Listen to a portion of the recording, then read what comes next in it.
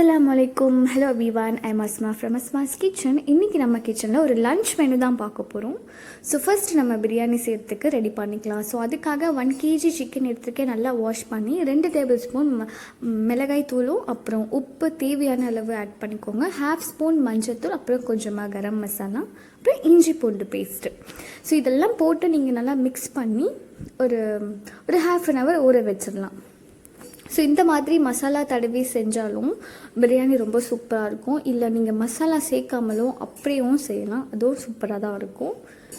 So நிறைய பேர் சொல்லியிருந்தாங்க பிரியாணி கரெக்டாக வரலை, ஸோ முஸ்லீம் வீட்டு மாதிரி வர மாட்டேங்குது அப்படின்னு நிறைய பேர் சொல்லிகிட்ருக்காங்க. ஸோ அவங்களுக்காக இது பர்ஃபெக்டான ஒரு மெஷர்மெண்ட்டோடு நீங்கள் இதை அப்படியே ஃபாலோ பண்ணி செஞ்சிங்கன்னா ஸோ கண்டிப்பாக உங்கள் பிரியாணி ரொம்ப டேஸ்டியாக வரும். ஸோ இது நல்லா இப்போ ஊறட்டும். ஸோ அடுத்து பார்த்திங்கன்னா ரைஸ் தான் ரொம்ப முக்கியமான ஒன்று. இதை நம்ம நல்லா ஊற வைக்கணும். ஸோ இப்போ நான் ஒன்றும் பிரியாணி செய்ய ஸ்டார்ட் பண்ணவே இல்லை, பட் அதுக்கு முன்னாடி நம்ம ஃபர்ஸ்ட்டு ஸ்டெப்பாக நம்ம ரைஸை ஊற வச்சிடணும். ஸோ ஒரு 3/4 கிலோ இருக்கும் இந்த rice. So basmati rice use பண்ணுங்கள். ஸோ ரைஸ் தான் ரொம்ப தின்னாக இருக்கணும், நல்லா மெலிசான ரைஸாக இருக்கணும். நல்லா வாஷ் பண்ணதுக்கப்புறம் இதை ஊற வச்சுருங்க. ஸோ பிரியாணி ரெடி ஆகுற வரைக்கும் இது நல்லா ஊறட்டும். இதுதான் ரொம்ப முக்கியமான ஒரு ஸ்டெப். ஸோ இப்போ நம்ம பிரியாணி செய்ய ஸ்டார்ட் பண்ணிடலாம். ஸோ அதுக்காக ஒரு பாத்திரம் எடுத்திருக்கேன். பாத்திரம் உங்களுக்கு கொஞ்சம் அடிகனமான பாத்திரமாக இருக்கணும், அப்போ தான் கீழே பிடிக்காது, அப்போ தான் நம்ம பிரியாணி நல்லா சூப்பராக வரும். ஸோ அதில் அரௌண்ட் 2 டேபிள் ஸ்பூன் நெய் விட்டுருக்கேன், அப்புறம் 3 டேபிள் ஸ்பூன் எண்ணெய் விட்டுக்கோங்க.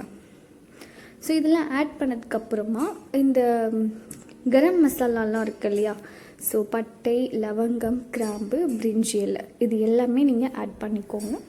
ஸோ ரொம்பவும் ஆட் பண்ணாமல் கொஞ்சம் கொஞ்சமாக ஆட் பண்ணிங்கனாலே நல்லாயிருக்கும், இல்லைனா ரொம்பவும் தூக்கலாக இருக்கும் இதோட ஸ்மெல்லு. ஸோ இதை ஆட் பண்ணதுக்கப்புறமா நான் 3/4 கிலோ ரைஸ்க்கு 3 மீடியம் சைஸ் வெங்காயம் எடுத்திருக்கேன். இந்த மாதிரி ஸ்லைஸ் பண்ணி ஆட் பண்ணிக்கோங்க. ஸோ ஆட் பண்ணும்போது இப்படி நீங்கள் அதை எடுத்து விட்டு பிரித்து ஆட் பண்ணிக்கிங்க. சீக்கிரமாக உங்களுடைய வெங்காயம் வெந்துடும்.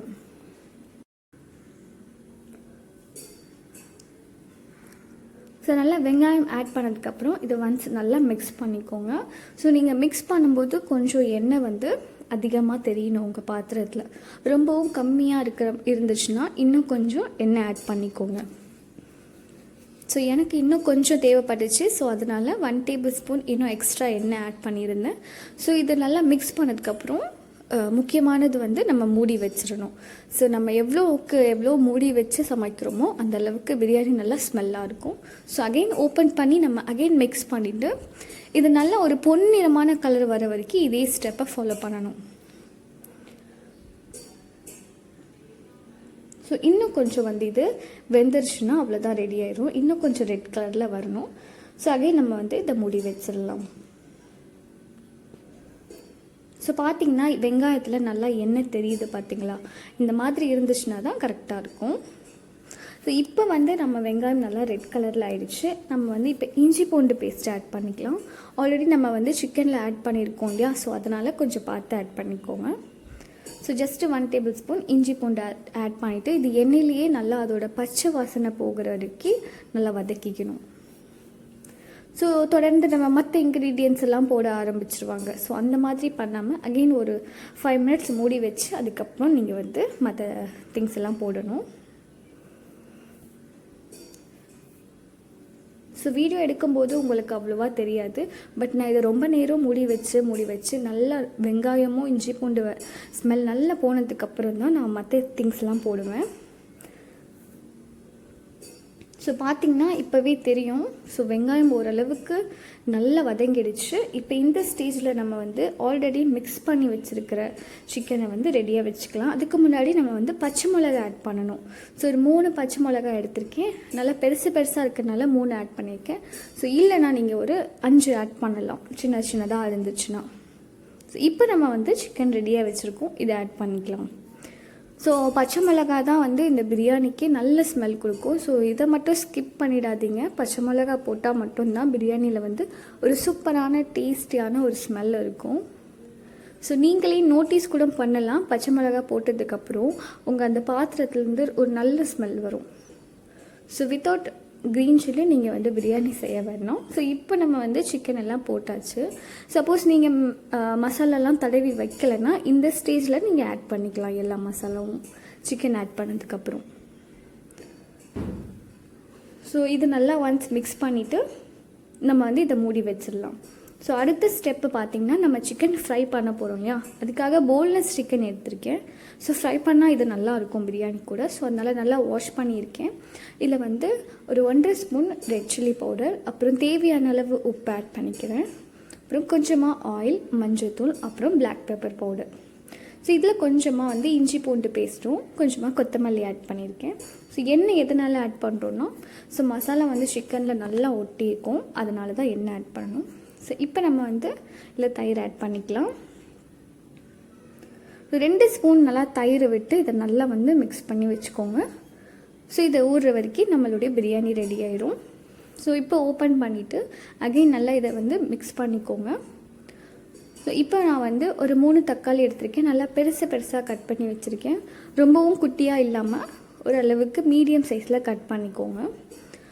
தக்காளி ஆட் பண்ணதுக்கப்புறம் ஒரு கைப்பிடி அளவு கொத்தமல்லியும் புதினா ஆட் பண்ணிவிட்டு இதை நல்லா மிக்ஸ் பண்ணிவிட்டு நம்ம தயிர் ஆட் பண்ணிக்கலாம். தயிர் வந்து ஒரு கப் எடுத்துக்கோங்க. ஸோ இந்த சைடு வந்து ஸ்டெப் பை ஸ்டெப் நான் ரைத்தாஸ் ரெடி பண்ணிடுறேன். ஸோ ரைத்தா இல்லாமல் நம்ம பிரியாணி யாருமே சாப்பிட மாட்டாங்க. ஸோ யாருக்கெல்லாம் ரைத்தா இல்லைன்னா பிரியாணி சாப்பிட பிடிக்காது அப்படிங்கிறவங்க கமெண்ட் செக்ஷனில் கண்டிப்பாக சொல்லுங்கள். ஸோ வெங்காயம், அப்புறம் பச்சை மிளகா, கொஞ்சமாக உப்பு ஆட் பண்ணி 2 டேபிள் ஸ்பூன் அளவு தயிர் விட்டுருக்கேன். தயிர் நல்லா வந்து மிக்ஸ் பண்ணி ஆட் பண்ணுங்கள், இல்லைனா அது கட்டியாக இருக்கும், அது நல்லா இருக்காது. ஸோ நல்லா மிக்ஸ் பண்ணதுக்கப்புறம் ஆட் பண்ணி ரைத்தா ரெடி ஆகிடுச்சு. ஸோ அந்த பக்கம் நம்மளுடைய பிரியாணி ரெடி ஆகிடுச்சு. ஸோ பார்த்திங்கன்னா மசாலா நல்லா வந்து இந்த அளவுக்கு இருக்கணும். நம்ம பிரியாணியில் மசாலா பார்த்திங்கன்னா சிக்கன் கூட நல்லா வெந்து இருக்கணும். ஒரு பாதி குக் ஆகிட்டு பாதி வந்து நம்ம தம் போடும்போது குக் ஆயிரும் நினச்சிருவாங்க. ஸோ அந்த மாதிரி எப்போவுமே பண்ண வேண்டாம். நல்லா குக் ஆயிடணும் சிக்கன். ஸோ எண்ணெய் நல்லா பிரிஞ்சு வந்துடணும். இந்த ரைஸ் பாயில் பண்ணுற ஸ்டெப் வந்து ஃபஸ்ட்டு நம்ம வந்து தண்ணி கொதிக்க விட்டுடணும். அதுக்கப்புறம் ரைஸ் ஆட் பண்ணி இதை நல்லா வந்து குக் ஆனதுக்கப்புறம் இதை வடிகட்டி எடுத்துக்கோங்க. ஸோ வடிகட்டி எடுத்ததுக்கப்புறம் இப்போ நம்ம இந்த சைடு கொதிச்சிட்ருக்க நம்ம இந்த அக்னியில் நம்ம வந்து வடிகட்டின ரைஸை ஆட் பண்ணிக்கணும். ரைஸ் பார்த்திங்கன்னா நல்லா 95% குக் ஆகிடணும். ஸோ தம் போடும்போது சில பேர் இது தம்மில் ரொம்ப குழஞ்சிரும் அப்படின்னு நினைப்பாங்க. ஸோ அதுக்காக ஒரு டிப்ஸ் நான் வந்து சொல்கிறேன், வெயிட் பண்ணுங்கள். ஸோ எல்லா ரைஸும் போட்டதுக்கப்புறமா நம்ம இதை நல்லா ஸ்ப்ரெட் பண்ணி இதுக்கு மேலே ஃப்ரைட் ஆனியன், அப்புறம் கீ, இன்னும் கொஞ்சம் திங்ஸ்லாம் ஆட் பண்ணுவாங்க. ஸோ அதெல்லாம் ஜஸ்ட் ஒரு ஆப்ஷனல் தான். நம்ம ஜஸ்ட்டு வந்து ஒரு புதினா ஆட் பண்ணியிருக்கேன். இப்போ நம்ம இதை க்ளோஸ் பண்ணிக்கலாம். க்ளோஸ் பண்ணிவிட்டு இது தான். ஸோ பழைய தோசைக்கல் ஏதாச்சும் இருந்துச்சுன்னா அது வச்சுட்டு அதுக்கு மேலே நம்மளுடைய ரைஸ் வச்சுட்டு அதுக்கப்புறம் வடிகட்டின தண்ணி நம்ம ஒரு பாத்திரத்தில் எடுத்து வச்சு அதை வெயிட் போட்டு வச்சிடணும். அப்படி தான் தம் போட்டால் தான் நம்ம ரைஸ் குலையாமல் இருக்கும். இப்போ இந்த சைடு நம்ம வந்து சிக்கன் ஃப்ரை பண்ணிக்கலாம். ஸோ ஒரு பேன் வச்சு குக்கிங் ஆயில் ஆட் பண்ணிவிட்டு அதுக்கப்புறம் சிக்கன் ஃப்ரை பண்ணிக்கலாம். நம்ம ஆல்ரெடி மேரினேட் பண்ணி வச்சுருந்தோம் இல்லையா, அந்த சிக்கனை ஆட் பண்ணி நம்ம ஃப்ரை பண்ணிக்கலாம். ஸோ இந்த மாதிரி தம் போட்டிங்கன்னா உங்கள் ரைஸ் வந்து நல்லா நீளமாகவும் இருக்கும், குலையாமல் ஒன்றோடு ஒன்று ஒட்டாமல் இருக்கும். ஸோ அது மட்டும் இல்லாமல் நம்ம தண்ணி பாயில் பண்ணிவிட்டு தான் ரைஸ் ஆட் பண்ணணும். ஸோ அந்த ஸ்டெப்பும் நீங்கள் கரெக்டாக ஃபாலோ பண்ணுங்கள். ஸோ தண்ணி முதல்ல கொதிக்க வச்சுட்டு அதுக்கப்புறம் தண்ணியில் வந்து உப்பு அப்புறம் எண்ணெய் கொஞ்சமாக விட்டிங்கன்னா அதுக்கப்புறம் கொதிச்சதுக்கப்புறம் ரைஸ் ஆட் பண்ணிக்கோங்க. ஸோ தம் போட்டாச்சு. நான் இதை வந்து நல்லா மிக்ஸ் பண்ணியாச்சு. ஸோ மிக்ஸ் பண்ணும்போது கூட கேர்ஃபுல்லாக கரண்டி போடாமல் ஸோ 2 பக்கமும் இந்த மாதிரி பிடிச்சி இப்படி ஆட்டுவாங்க. ஸோ அந்த மாதிரி பண்ணிட்டீங்கன்னா உங்கள் ரைஸ் இன்னும் கொஞ்சம் உடையாமல் இருக்கும்.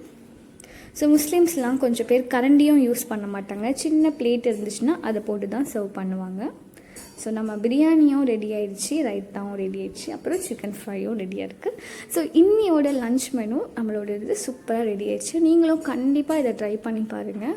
இந்த மெத்தடில் நீங்கள் சிக்கன் பிரியாணி செஞ்சு உங்கள் கமெண்ட்ஸ் அண்ட் ஃபீட்பேக்கை ஷேர் பண்ணிக்கோங்க. ஸோ நாங்கள் வந்து சாப்பிட போகிறோம், கண்டிப்பாக நீங்களும் ட்ரை பண்ணுங்கள். ஸோ ரொம்பவும் டேஸ்டியான சிக்கன் பிரியாணி ரெடி ஆகிடுச்சு. ஸோ இந்த பிரியாணி ரெசிபி உங்கள் எல்லாருக்கும் பிடிச்சிருக்கோன்னு நினைக்கிறேன். பிடிச்சிருந்ததுன்னா லைக் பண்ணுங்கள் அண்ட் உங்கள் கமெண்ட்ஸ் அண்ட் ஃபீட்பேக்கை ஷேர் பண்ணிக்கோங்க. உங்கள் ஃப்ரெண்ட்ஸ் அண்ட் ஃபேமிலிக்கு ஷேர் பண்ணுங்கள். என்னோடய வீடியோவில் நிறைய பிரியாணி ரெசிபீஸ் நான் அப்லோட் பண்ணியிருக்கேன். ஸோ கண்டிப்பாக போய் விசிட் பண்ணி ரெசிபியை செக் பண்ணிக்கோங்க. ஸோ கண்டிப்பாக உங்கள் எல்லாருக்குமே யூஸ்ஃபுல்லாக இருக்கும். ஸோ வித்தவுட் டொமேட்டோ பிரியாணி கூட அப்லோட் பண்ணியிருக்கேன். ஸோ இதையும் கண்டிப்பாக ட்ரை பண்ணி பாருங்கள். தேங்க்யூ ஸோ மச் ஃபார் வாட்சிங். Bye by.